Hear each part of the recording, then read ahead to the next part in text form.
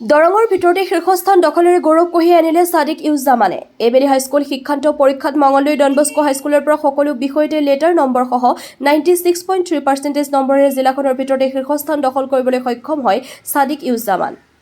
মঙলদৈ ২ নং ৱাৰ্ডৰ ছাদিক ইউজ্জামানৰ এই সাফল্যত উৎফুল্লিত মঙলদৈ ডন বস্কো হাইস্কুলৰ শিক্ষক আৰু শিক্ষাৰ্থীসকল। দৰং জিলাৰ ভিতৰতে শীৰ্ষস্থান লাভ কৰা মঙলদৈ চহৰৰ ২ নং ৱাৰ্ড নিবাসী তথা কৃষি উন্নয়ন বিষয়া ইউছুফ আলী আৰু শিক্ষয়িত্ৰী ছেমিমা হাবিবুল আহমেদৰ দ্বিতীয় পুত্ৰ ছাদিক ইউজ্জামান। আনহাতে বিদ্যালয়খনলৈ শীৰ্ষ দ্বিতীয় স্থান দখলেৰে গৌৰৱ কঢ়িয়াই আনে জিছান আলম ৰিজভিয়ে। সকলো বিষয়তে লেটাৰ নম্বৰসহ 94.5% লাভ কৰিবলৈ সক্ষম হয় জিছানে। শীৰ্ষ তৃতীয় স্থান দখলেৰে বিদ্যালয়লৈ গৌৰৱ কঢ়িয়াই আনিবলৈ সক্ষম হয় আতিফ বক্তিয়াৰে। 94.2% নম্বৰ লাভ কৰিবলৈ সক্ষম হয় ছাত্ৰজনে। বিদ্যালয়খনলৈ কঢ়িয়াই অনা এনে সাফল্যত উৎফুল্লিত শিক্ষকসকলে জনালে তেওঁলোকৰ মনোভাৱ। শীৰ্ষস্থান দখল কৰা ছাদিকে ভৱিষ্যতে এজন জ্যোতিৰ পদাৰ্থ বিজ্ঞানত অধ্যয়নৰ ইচ্ছা প্ৰকাশ কৰাৰ লগতে জিছান আলম ৰিজভি আৰু আতিফ বক্তিয়াৰে অভিযন্তা আৰু চিকিৎসক হোৱাৰ আশা।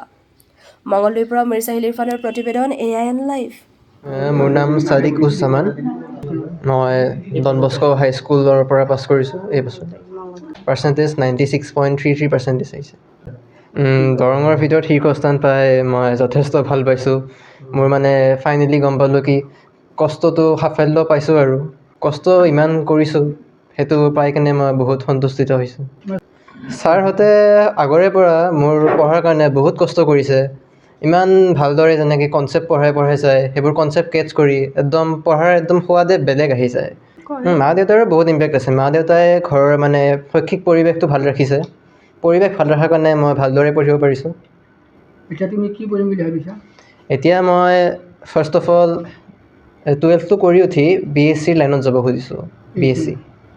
BSc লাইনত মানে আইজাৰৰ কাৰণে পঢ়িব খুজিছোঁ। আচ্ছা আচ্ছা, হয়, পাইছা। মানে এষ্ট্ৰফিজিক্সত অলপ ইণ্টাৰেষ্ট আছিল। হাইস্কুল শিক্ষান্তৰ পৰীক্ষা হয়। ভালদৰে যদি প্ৰিপেৰেশ্যনটো বনাই ৰাখে তেতিয়া ভাল ৰিজাল্ট এটা আহিব। মানে মেইন কথাটো হ'ল কনচিষ্টেঞ্চি ৰাখিব লাগে। সময় কৰিছিলা? মই সময়ৰ কথা এনেই গম নাপাওঁ। মই মানে পঢ়োঁতে ঘড়ী নাচাওঁ, মানে পঢ়ি কেনে মানে ভাল লাগি যায়, মানে ভালটো মনত ৰাখোঁ আৰু কনচেপ্টবোৰ যেতিয়া কেটচ কৰে তেতিয়া এটা ভালে লাগি যায়, মানে সেনেকৈ পঢ়োঁ আৰু। ছাবজেক্ট মই মেথামেটিক্সত হায়েষ্ট মাৰ্ক পাইছোঁ, 100 পাইছোঁ। তাৰপিছত এডভান্স মেথছত 99 পাইছোঁ। দেন ইংলিছত 98 পাইছোঁ এণ্ড এছামিছ 98। আৰু ছ'চিয়েলত অলপ কম আহি গ'ল, 89 পালোঁ। এণ্ড ছায়েন্সত 94। মই হাই ছেকেণ্ডেৰী গুৱাহাটীৰ চাই বিকাশ জুনিয়ৰ কলেজত ল'ম বুলি ভাবিছোঁ।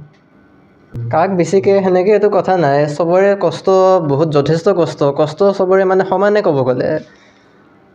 এই সমান কষ্ট টিচাৰ্ছবোৰ মানে অলপ বেছি, অলপ পেৰেণ্টছবোৰ পৰিৱেশ ভাল ৰাখিছে, টিচাৰ্ছবোৰে একদম ইণ্টাৰেষ্টটো বনাই ৰাখিছে, সেনেকুৱাই আৰু। মই আগতে মানে ইমান ভাল নাছিলোঁ। যেতিয়া জাভেদ ছাৰৰ পৰা পঢ়োৱা হ'লোঁ, ছায়েন্স মানে মোৰ বহুত ভাল লাগি গ'ল। যেতিয়া ছায়েন্সৰ কনচেপ্টবোৰ কেটচ কৰিব পাৰিলোঁ তেতিয়া ছায়েন্স মানে মোৰ এটা টাইপৰ ফেভৰেট ছাবজেক্ট হৈ গ'ল। সেইটো কাৰণে মানে মই পাৰিছোঁ আৰু এনেকৈ পঢ়াত মানে ইণ্টাৰেষ্টটো আহিছে আৰু ইনিচিয়েল পোষ্ট পাইছোঁ ছায়েন্সৰ। নমস্কাৰ, মোৰ নাম জিছান আলম ৰিজভি। মই এইবাৰ আমাৰ স্কুলৰ ভিতৰত ছেকেণ্ড ৰেংক পাবলৈ সক্ষম হৈছোঁ। মোৰ পাৰ্চেণ্টেজটো হ'ল 94.5%। পঢ়াৰ ক্ষেত্ৰত ক'ব গ'লে মই কনচিষ্টেণ্টলি সদায় আৰম্ভণিৰ পৰাই পঢ়িছিলোঁ। মই প্ৰি বৰ্ডৰ আগলৈ ডেইলি 5 to 6 আৱাৰ্ছ পঢ়িছিলোঁ। প্ৰি বৰ্ডৰ পিছৰ পৰা মই এৰাউণ্ড 15 আৱাৰ্ছ ডেইলি পঢ়িছোঁ। তেনেকৈ আৰু মই নিজৰ কনচেপ্টৰ পৰা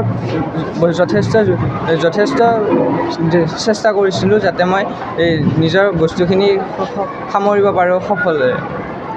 মই এজন ভাল ইঞ্জিনিয়াৰ হ'ব বিচাৰোঁ। মোৰ নাম আতিফ বক্তিয়াৰ।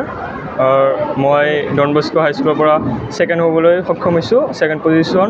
মোৰ পাৰ্চেণ্টেজ হ'ল 94.2%। পোনপ্ৰথমে মোৰ মাক দেউতাক, বিশেষকৈ মোৰ মাক ধন্যবাদ জ্ঞাপন কৰিছোঁ। সিহঁত আমাৰ স্কুল সকলো টিচাৰ্ছবোৰ বহুত ভালকৈ মানে আমাক পঢ়াইছে, আমাক বুজাইছে, কনচেপ্ট ক্লিয়াৰ কৰিছে আৰু তাৰ পৰাই আমি মেট্ৰিকত বহুত ভাল ৰিজাল্ট পাইছোঁ। আমাৰ ফাদাৰবিলাকেও গোটেইখিনি ফাদাৰ, টিচাৰ, ছিষ্টাৰ চবেই আমাক বহুত গাইড কৰিছে আৰু মেণ্টৰিঙো দি কৈছিল। মই প্ৰথমে এজন ভাল মানুহ হ'ব বিচাৰিছোঁ, পিছত মই ভাল ডক্তৰ হ'বলৈ ইচ্ছা কৰিছোঁ, ভাল ডক্তৰ এজন। নেক্সট জেনেৰেশ্যন পোনপ্ৰথমে তেওঁলোকে এতিয়া তেওঁলোকৰ কনচিষ্টেঞ্চি একেবাৰে নোহোৱা হৈছে অলপ মানে তেওঁলোকে কনচিষ্টেঞ্চি মেইনটেইন কৰিব লাগিব আৰু ডিষ্ট্ৰেকশ্যন কমাব লাগিব সিহঁতৰ মোবাইলৰ হওক সিহঁতৰ অলপ স্ক্ৰীণ টাইমটো কমাব লাগিব আৰু কনচিষ্টেঞ্চি মেইনটেইন কৰি পঢ়িব লাগিব I'm extremely happy that this Don Bosco Mangaldai has done excellently well in Darang district, and we have secured 100% result out of 144 for 141st division and 4 second division, and we have lot of letter marks and 100% maths in advanced mathematics and general science, and school toppers are Sadiq Ujaman, who secured 96.3%, and Jishan Alam Rizvi, who secured 94.5%, and Atif Bakhtiar, who secured 94.2%.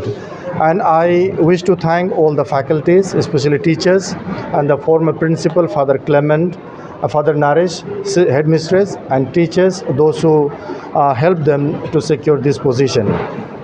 মোৰ ল'ৰাই এনে চাদিকুজ্জামান সৰুৰ পৰাই sincere ই মানে কোনো অবাধ্য নকৰে তাৰমানে যেতিয়া তেতিয়া এনি টাইম তাৰমানে পঢ়াৰ লগত সংগতি ৰাখি হেৰি কৰে পঢ়াৰ বাহিৰে সি বেলেগ হেৰি নকৰে স্কুলতো তাৰমানে এনি টাইম হেৰি কৰে মন দি পঢ়া শুনা কৰে যেতিয়াই পঢ়ে মন হেৰি নকৰে মন দি গোটেই পঢ়া শুনা কৰে ই তেনেকৈ খেলা ধূলা প্ৰথমতে কৰিব খুজিছিল যদিও পিছত মানে খেলা ধূলা বাদ দিলে লাহে লাহে মানে অকল কিতাপৰ প্ৰতিয়ে বেছি আগ্ৰহী হ'ল মই দেউতাক হিচাপে মই আজি বিশেষকৈ গৌৰৱান্বিত মই আশা কৰা মতে সি ৰিজাল্ট কৰিছে আৰু তাক মই যিটো যেনেকৈ ভাবিছিলোঁ সেনেকৈ সি তাৰ পঢ়া সময়খিনি পাৰ কৰিছে আৰু পঢ়াৰ বাহিৰে সি বেলেগ কথাত চিন্তা নকৰে পৰীক্ষা চলি থকা সময়ত মই পৰীক্ষাৰ কেইদিন মই খুব তাক সাৱধানতা অৱলম্বন কৰিছোঁ যে তুমি ৰাতিত বেছি পঢ়িব নালাগে পৰীক্ষা হলত গৈ পাহৰি যাবা কিন্তু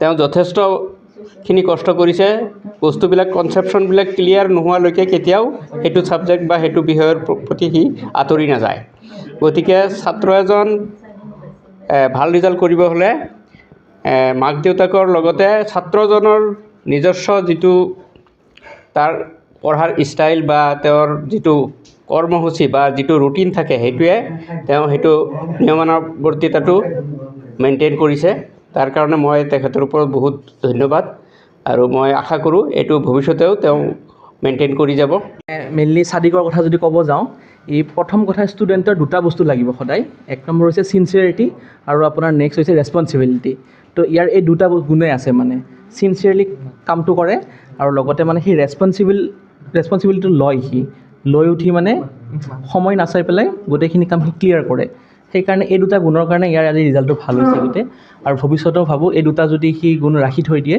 ভৱিষ্যতে সদায় মানে এই ওপৰলৈ আৰু বেছি উন্নতি হ'ব তাৰ এইখিনিয়ে ক'বলগীয়া বিশেষ নাই মই চাদিকক পালোঁ 2 বছৰ হ'লেই পালোঁ ক্লাছ 10ত মই মেথছটো পঢ়ালোঁ তেওঁলোকক আৰু তেওঁ বহুত ভালখিনি কথাবিলাক ভালদৰে টিচাৰে কোৱা কথা মানি চলে আৰু টিচাৰকো বহুত ৰেচপেক্ট কৰে আৰু তেওঁ জানে কেনেকৈ পঢ়িব লাগে সেইটো টাইমটো কেনেকৈ টাইমৰ সৎ ব্যৱহাৰ কৰিব লাগে সেইটো ভালদৰে মানে জানে আৰু ভালদৰে কৰিব পাৰিছে আৰু যাৰ কাৰণে আজি এইখিনি ছাকচেছ হৈছে আগলৈও যি টিচাৰে নাপাওক কিয় ভালদৰে যাব ভালদৰে কৰিব পাৰিব টিচাৰৰ কথা শুনে এতিয়াৰ পৰা শুনে আগলৈও শুনিব চ' ভৱিষ্যততো তাৰ ভাল ছাকচেছ হ'ব বুলি মই মানে আশা কৰোঁ যিকোনো খবৰ আৰু বিজ্ঞাপনৰ বাবে যোগাযোগ কৰক 7896121996 লগতে 7002537271